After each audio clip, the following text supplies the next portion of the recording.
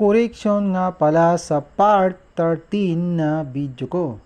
Ito ay binasa ko ito ng Utuni Bikitab.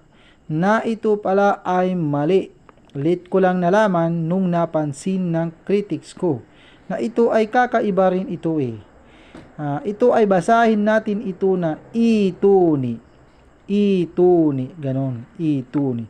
Ang sinabi ko lang na mga exception doon sa part 13 ay al at saka ibno. Pero ito ay kasali pa rin sa mga exception na itinuro ko doon sa part 13. May mga kasama pa ito pero ito lang ang piliin kong ituturo sa inyo dahil yung iba ay hindi naman sa palagay ko, hindi naman kailangan malalaman yung mga ganun kasi hindi naman importanteng ituro yung mga ganun Nadadaanan lang yun sa ating pagbabasa Kaya hindi importante malaman ninyo. Ito talaga importante. Kasi iilan din sa mga nagbabasa ng Quran ay babasahin pa rin ito ng utuni. Kaya naisip ko yung mga baser ko kasi na nagmamagaling, walang nakapansin dito kasi walang nag-comment na baser. Kaya sayang yung pagmamagaling nila ay walang nakapansin kaya siguro hindi nila napansin kaya walang nag-comment, nag-react.